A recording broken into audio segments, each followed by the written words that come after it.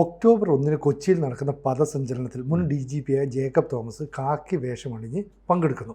അതായത് Jacob Thomas ഒരു പൂർണ്ണസമയ RSS പ്രവർത്തകനായി മാറുന്നു. പദവിയൊന്നും വേണ്ട.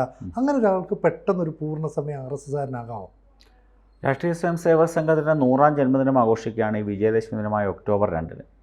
1925 സംഘത്തിൻ്റെ സ്ഥാപകനായ ഡോക്ടർ ജി നാഗപ്പൂരിൽ കുറച്ച് കൊച്ചു കുട്ടികളുമായി തുടക്കം കുറിച്ചൊരു പ്രസ്ഥാനമാണ്. അന്ന് അദ്ദേഹത്തിനെ കളിയാക്കി. ഈ കൊച്ചു കുട്ടികളെ കൂട്ടിക്കൊണ്ട്, അന്ന് അദ്ദേഹം ഡോക്ടറാണെന്ന് ഓർക്കണം, അദ്ദേഹം എന്തിനാണ് ഈ കൊച്ചു കുട്ടികളെ കൊണ്ട് കളിപ്പിക്കാൻ വേണ്ടി ഇപ്രകാരം ഒരു കൂട്ടായ്മ ഉണ്ടാക്കുന്നതെന്ന് ചോദ്യം ചോദിച്ച് അദ്ദേഹത്തിനെ പുച്ഛിച്ചവരാണ് പലരും അക്കാലത്ത്, 100 വർഷങ്ങൾക്ക് മുമ്പ്. പക്ഷേ ഇന്ന് അതിൻ്റെ അവസ്ഥ നോക്കൂ. 100 വർഷമായപ്പോഴേക്കും ലോകത്തിലെ ഏറ്റവും വലിയ സന്നദ്ധ പ്രസ്ഥാനമായ രാഷ്ട്രീയ സ്വയം സേവക സംഘം മാറിയിട്ടുണ്ടെങ്കിൽ അതിൻ്റെ അടിത്തറ വളരെ ശക്തമാണ്. അപ്രകാരം അടിത്തറയും ആശയ അടിത്തറയും ശക്തമായൊരു പ്രസ്ഥാനമാണെന്ന് ജേക്കബ് തോമസിൻ്റെ കൂട്ട് IPS നേടിയിരുന്ന ഒരു മുതിർന്ന ഉദ്യോഗസ്ഥൻ തിരിച്ചറിഞ്ഞതിൻ്റെ ഭാഗമായിട്ടാണ് അദ്ദേഹം ഈ പദസഞ്ചലനത്തിൽ പങ്കെടുക്കുമെന്ന് പറഞ്ഞിരിക്കുന്നത്. വളരെ സന്തോഷം നിറഞ്ഞൊരു കാര്യമാണ്. ഏതൊരു വ്യക്തിക്കും നമ്മൾ ശ്രദ്ധിക്കണം, ഈ രാഷ്ട്രീയ സ്വയം സേവക സംഘത്തിനെ പറ്റി എല്ലാവരും വിമർശന ബുദ്ധിയാ പറയുന്നൊരു കാര്യം, ഇതൊരു ഹിന്ദു പ്രസ്ഥാനമാണ് എന്നുള്ളതാണ്. ഇതൊരു ഹിന്ദു പ്രസ്ഥാനം എന്ന് പറഞ്ഞാൽ തെറ്റാണ്. ഈ രാഷ്ട്രത്തിനകത്തുള്ള, ഈ ഭാരതാംബയുടെ മണ്ണിൽ ജനിച്ചിട്ടുള്ള, വിദേശത്തും ആവാം, ജനിച്ചിട്ടുള്ള ഭാരതത്തിൻ്റെ ദേശീയതയെ അംഗീകരിക്കുന്ന, ഭാരതത്തിൻ്റെ മൂല്യങ്ങളെ അംഗീകരിക്കുന്ന ഏതൊരു വ്യക്തിക്കും പ്രവർത്തിക്കാവുന്ന പ്രസ്ഥാനമാണ് രാഷ്ട്രീയ സ്വയം സേവക സംഘം. ഇസ്ലാമിക വിഭാഗത്തിന് വിലക്കില്ല, ക്രൈസ്തവർക്ക് വിലക്കില്ല, സിഖുകാർക്കും പാഴ്സികൾക്കും ജൈനർക്കും ബുദ്ധമതക്കാർക്കും ഒക്കെ തന്നെ ഒരു രാഷ്ട്രീയ സ്വയം സേവക സംഘത്തിൻ്റെ പ്രവർത്തകനായി മാറാം. നമ്മൾ ശ്രദ്ധിക്കേണ്ടതുണ്ട്. CPM ഒക്കെ ഇടയ്ക്കിടയ്ക്ക് അംഗത്വം പുതുക്കാറുണ്ട്. രാഷ്ട്രീയ സ്വയം സേവക സംഘത്തിൽ അംഗത്വം എന്ന് പറയുന്ന ഒരു കാര്യമേ ഇല്ല. നിങ്ങൾക്ക് വരാം, സംഘത്തിൽ പ്രവർത്തിക്കാം, ഇഷ്ടപ്പെടുകയാണെങ്കിൽ തുടരാം. ഏതെങ്കിലും തരത്തിൽ എതിർപ്പുണ്ടെങ്കിൽ നിങ്ങൾക്ക് രാജിക്കത്തൊന്നും ഇല്ല, ഇവിടെ പോകാം, ആരും പുറത്താക്കത്തുമില്ല. നിങ്ങൾക്ക് തിരികെ പോകാം. നിങ്ങൾക്ക് രാഷ്ട്രീയ സ്വയം സേവക സംഘത്തിൽ വന്ന് പ്രവർത്തിക്കുന്നു, അതിൻ്റെ പോക്ക് ശരിയല്ല, എൻ്റെ ചിന്തയ്ക്കനുസരിച്ചല്ല പോകുന്നതെന്ന് തോന്നുകയാണെങ്കിൽ നിങ്ങൾ പൊക്കോളൂ. രാജിക്കത്തും പുറത്താക്കലും ഒന്നുമില്ല, അംഗത്വവുമില്ല, രാജിയുമില്ല, പുറത്താക്കലുമില്ല. അതിൻ്റെ ആദർശം കണ്ടു മനസ്സിലാക്കി ആ ശരികളെ അംഗീകരിച്ചുകൊണ്ട് മുമ്പോട്ട് പോകാൻ കഴിവും പ്രാപ്തിയും ഒരു വ്യക്തിക്കുണ്ടെങ്കിൽ അയാളൊരു സ്വയം സേവകനാണ്. ശ്രദ്ധിക്കണം, രാഷ്ട്രീയ സ്വയം സേവക സംഘത്തിലെ ആ വാക്കുകളുടെ ഓരോന്നിൻ്റെ അർത്ഥമുണ്ട്. രാഷ്ട്രീയ എന്ന് പറയുമ്പോൾ നമ്മൾ മലയാളികളെ സംബന്ധിച്ചിടത്തോളം രാഷ്ട്രീയം എന്ന് വെച്ചാൽ തൻ്റെ അന്നത്തിന് വേണ്ടി അധികാര സ്ഥാപനങ്ങളിൽ എത്താൻ വേണ്ടിയുള്ള കുറുക്കു വഴിയായ രാഷ്ട്രീയം വരുന്നു. അധികാരത്തിൻ്റെ ശ്രേണിയിലെത്താൻ, അഴിമതി നടത്താൻ തുടങ്ങിയ ചില ലക്ഷ്യങ്ങളാണ് രാഷ്ട്രീയമെന്ന് പറയുമ്പോൾ സാധാരണ ജനങ്ങളുടെ മനസ്സിലേക്ക് വരുന്ന വാക്ക്. ആ രാഷ്ട്രീയ അല്ല രാഷ്ട്രീയ സ്വയം സേവക സംഘത്തിലെ രാഷ്ട്രം. രാഷ്ട്രത്തിനെ പറ്റിയുള്ള ചിന്ത ഉള്ള വ്യക്തികൾ ആണ് രാഷ്ട്രീയ എന്ന വാക്കുകൊണ്ട് അർത്ഥം. സ്വയം സേവകനാണ്, സ്വയം സന്നദ്ധനായിട്ട് പ്രവർത്തിക്കുകയാണ്. ആരും തല്ലി നിനക്ക് സഹകരണ ബാങ്കിലെ ജോലി കിട്ടും, അല്ലെ നീ വന്നില്ലെങ്കിൽ നിനക്ക് സഹകരണ ബാങ്കിലെ ജോലി കളയും, അങ്ങനെയൊന്നുമില്ല. സ്വയം സന്നദ്ധനായി, സ്വയം സേവകനായി രാഷ്ട്രത്തിൻ്റെ കാര്യങ്ങളിൽ വ്യാപൃതനാകാൻ ചിന്തയും മനസ്സും ഉള്ള ഒരു വ്യക്തിക്ക് ഒരു സ്വയം സേവകനായി മാറാൻ സാധിക്കും. ആർക്കും ആവാം. ഞാൻ ചോദിച്ചോളട്ടെ, താങ്കൾക്ക് വേണമെങ്കിലും അടുത്ത ദിവസം ഒരു പൂർണ്ണമായ ഗണവേഷം ധരിച്ചുകൊണ്ട്, ഗണവേഷം അറിയാമല്ലോ, സംഘത്തിൻ്റെ ഗണവേഷം ധരിച്ചുകൊണ്ട് ഈ കൊച്ചിയിൽ നടക്കാൻ പോകുന്ന ആ പദസഞ്ചലനത്തിൽ പങ്കെടുക്കുന്നതിന് യാതൊരു തടസ്സവുമില്ല. പക്ഷേ സാധാരണ നമ്മൾ കേൾക്കുന്ന പ്രഥമ സംഘ ശിക്ഷാവർഗ്, ദ്വിതീയ, തൃതീയ എന്നൊക്കെ കേട്ടിട്ടുണ്ട്. അപ്പോൾ അതിനൊന്നും പങ്കെടുക്കാത്ത ഒരാൾ എങ്ങനെയാണ് പെട്ടെന്നിലേക്ക് സ്വയം സേവകനാകുന്നതിന് ഇതൊന്നും ഒരു മാനദണ്ഡമേ അല്ല.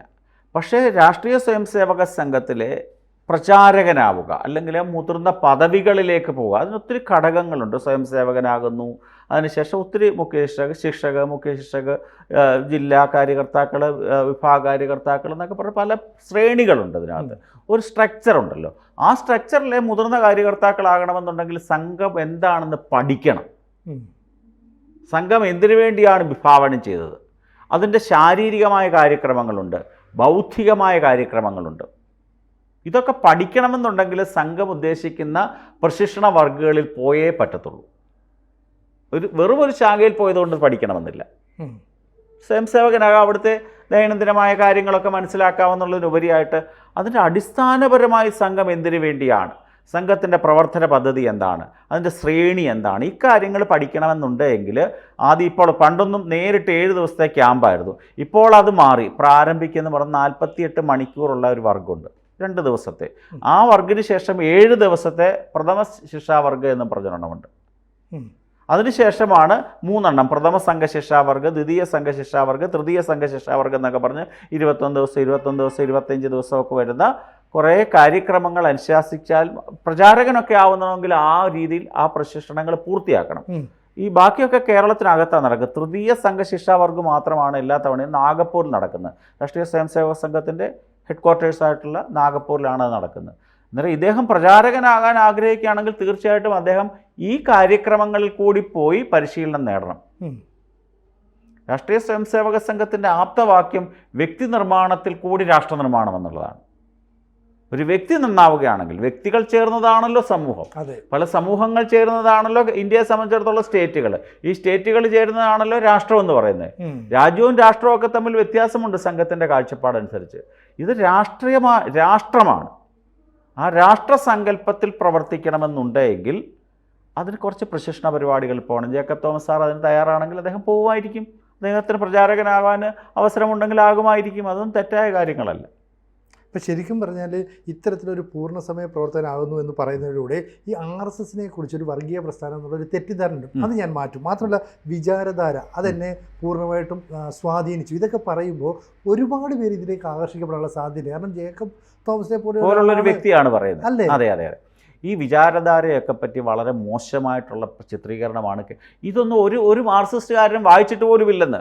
ചിലപ്പോൾ പി ഗോവിന്ദപിള്ളയോ അതുപോലുള്ള ചില ഉയർന്ന വ്യക്തിത്വങ്ങൾ വായിച്ചു കാണും. ബാക്കിയുള്ളവരൊക്കെ ഈ വാട്സാപ്പ് സർവകലാശാലയിലും വിചാരധാര മോശമാണ്, ഇവിടുത്തെ ഇതര വിഭാഗങ്ങളെ ഉന്മൂലനാശനം ചെയ്യണമെന്നൊക്കെ വിചാരധാരയിൽ പറഞ്ഞിട്ടുണ്ടെന്നൊക്കെ പറഞ്ഞങ്ങ് പ്രചരിപ്പിക്കുകയാണ്.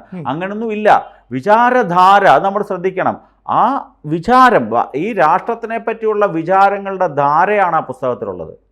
രാഷ്ട്രത്തിനെ പരമവൈഭവത്തിൽ എത്തിക്കാനുള്ള ആഗ്രഹം, എപ്രകാരം ഈ ഭാരതാംബയെ ലോകത്തിൻ്റെ നെറുകയിലെത്തിക്കാം, ഭാരതാംബയെ പരമപവിത്രമായിട്ടുള്ള ഈ രാഷ്ട്രത്തിനെ ഉദാത്തമായ രീതിയിൽ എങ്ങനെ എത്തിക്കാം തുടങ്ങിയ ചിന്തകൾ മാത്രമാണ് അതിനകത്തുള്ളത്. അല്ലാതെ ഒരു വർഗീയമായിട്ടുള്ള പരാമർശങ്ങളൊന്നും അതിനകത്തില്ല. തെറ്റാണ്. ജേക്കബ് തോമസിൻ്റെ കൂട്ടുള്ള ആൾക്കാരെ വായിച്ച് പഠിക്കാതെ അത് പറയില്ലല്ലോ. ഈ ലോകത്തുള്ള ക്രിസ്ത്യാനികളെ എല്ലാം ഉന്മൂലനാശനം കൊല്ലണം എന്ന് അതിനകത്ത് പരാമർശമുണ്ട് എങ്കിൽ ജേക്കബ് തോമസ് സാർ RSSൽ പ്രവർത്തിക്കാൻ വരുമോ? അദ്ദേഹം ജന്മം കൊണ്ടും അദ്ദേഹത്തിൻ്റെ ചിന്തകൾ കൊണ്ടും ഒക്കെ എന്തായാലും ഒരു ക്രൈസ്തവ വിശ്വാസി ആയിരിക്കുമല്ലോ. ഒരിക്കലുമല്ല. തീർച്ചയായിട്ടും ഇതൊക്കെ തിരിച്ചറിഞ്ഞ ധാരാളം വ്യക്തികളുണ്ട്. ജേക്കബ് തോമസ് സാറല്ല, കേരളത്തിൽ തന്നെ ധാരാളം വ്യക്തികൾ ഇപ്രകാരമുണ്ട്. ഒത്തിരി പേരുണ്ട്. നമ്മൾ അടുത്ത കാലത്ത് തന്നെ ശ്രദ്ധിച്ചിട്ടില്ലേ, ചില സർവകലാശാലകളിലെയൊക്കെ വൈസ് ചാൻസലർമാരായിട്ടിരിക്കുന്ന പല വ്യക്തികളും ഈ ശരികൾ തിരിച്ചറിഞ്ഞ് ഈ ദേശത്തിൻ്റെ ദേശീയതയുടെ പാതയിലേക്ക് വരാൻ അവർ ആഗ്രഹത്തോടു കൂടി ശ്രമിക്കുന്നു. ശരിക്കും ഈ RSSൽ പ്രവർത്തിക്കുന്നവരൊക്കെ അല്ലെങ്കിൽ അതിൻ്റെ ചുമതലയുള്ളവരൊക്കെ അവർ RSSകാരാണെന്ന് പൊതുസമൂഹം തിരിച്ചറിയില്ലല്ലോ. നമ്മൾ മലയാളത്തിൽ വളരെയൊന്നും ഉപയോഗിക്കാത്തൊരു വാക്കാണ് പരാങ്മുഖത എന്ന് പറയും. പരാങ്മുഖത ആ വാക്ക് താങ്കൾ കേട്ടിട്ടുണ്ടോ? വളരെ അപൂർവമായിട്ട് ഉപയോഗിക്കുന്നത് മലയാളം വാക്കാണ്.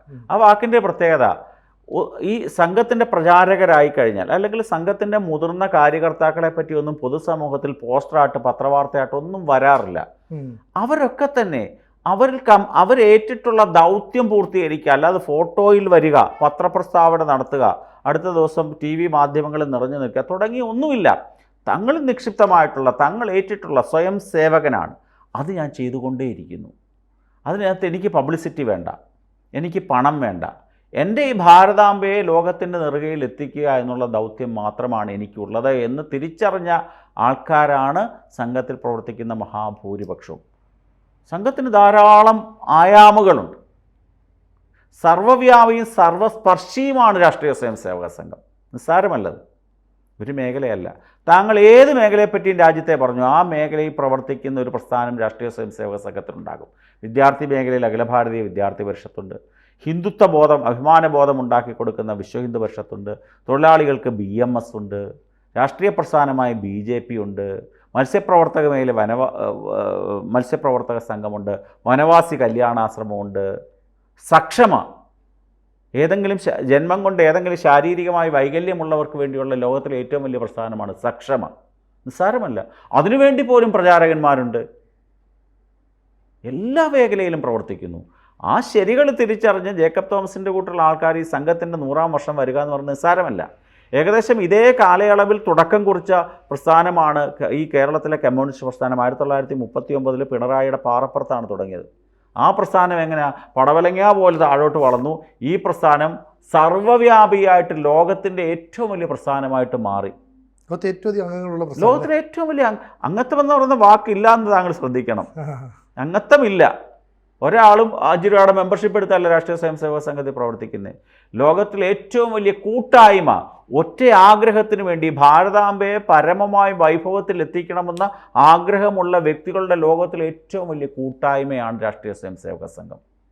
അതിനകത്ത് ജാതിക്ക് പ്രാധാന്യമില്ല, മതത്തിന് പ്രാധാന്യമില്ല, വിദ്യാഭ്യാസത്തിനില്ല. ഒറ്റ മാനദണ്ഡമേ ഉള്ളൂ, ഭാരതാംബയെ പരമവൈഭവത്തിൽ എത്തിക്കുക എന്നുള്ള ഒറ്റ ലക്ഷ്യമാണ്. ആ ഉദാത്തമായിട്ടുള്ള അച്ചടക്കം വേണം, അതുപോലെ തന്നെ സന്നദ്ധത വേണം, ദേശീയത വേണം, ദേശീയ താല്പര്യം വേണം, ആശയ വ്യക്തത വേണം, ആശയത്തിൽ സ്ഥിരത വേണം. ഇത്രയും കാര്യങ്ങൾ ഒരടിസ്ഥാനപരമായൊരു സ്വയംസേവകൻ്റെ ലക്ഷണങ്ങളാണ്. ഞാൻ പറഞ്ഞ ഇത്രയും ഘടകങ്ങൾ, ഇതിൽ കൂടുതൽ കാര്യങ്ങളുണ്ട്. ഞാൻ അത്രമാത്രം അറിവോടുകൂടിയൊന്നുമല്ല ഇത് സംസാരിക്കുന്നത്. ഇത്രയുമൊക്കെ കാര്യങ്ങൾ ഒരു വ്യക്തിയിൽ സമ്മേളിച്ചാൽ അയാൾ നല്ലൊരു സ്വയംസേവകനാകും. നല്ലൊരു സ്വയംസേവകനിൽ കൂടി പല സ്വയംസേവകർ നല്ല സമൂഹത്തെ സൃഷ്ടിക്കും. നല്ല സമൂഹം ഉണ്ടായാൽ നല്ല രാഷ്ട്രമുണ്ടാകും. അങ്ങനെ ഭാരതം ലോകത്തിൻ്റെ ഏറ്റവും നെറുകയിൽ നിൽക്കുന്ന ഒരു പരമവൈഭവത്തിലുള്ള രാഷ്ട്രമായി മാറും. അതാണ് രാഷ്ട്രീയ സ്വയംസേവക സംഘം. ഈ 100-ാം പിറന്നാൾ ആഘോഷിക്കുമ്പോൾ ഏറ്റവും ഉദാത്തമായിട്ടുള്ള വ്യക്തികൾ ധാരാളം വരുന്നുണ്ട്. ഇത് ചെറിയൊരു വാർത്ത മാത്രമാണ്. ഭാരതത്തിൽ ഇതുപോലെ 100 കണക്കിന് സുപ്രീം കോടതി ജഡ്ജിമാരായിട്ടിരുന്നവർ, ഹൈക്കോടതി ജഡ്ജിമാരായിട്ടിരുന്ന, സിവിൽ സർവീസിൽ നിന്ന് പെൻഷൻ പറ്റിയവരൊക്കെ പ്രവർത്തിക്കുകയാണ്. എന്തായാലും ജേക്കബ് തോമസിൻ്റെ ഈ വരവ് വലിയൊരു പ്രചോദനം, തീർച്ചയായിട്ടും വലിയൊരു പ്രചോദനം. അദ്ദേഹം നേരത്തെ തന്നെ ഇതുമായി ബന്ധപ്പെട്ട ധാരകളിലേക്ക് എത്തിച്ചേർന്ന വ്യക്തിയാണ്. കൂടുതൽ വാർത്തകളും വിശേഷങ്ങളും നിങ്ങളിലേക്ക് എത്താൻ ABC മലയാളം സബ്സ്ക്രൈബ് ചെയ്യുക, ബെൽ ബട്ടണും അമർത്തുക.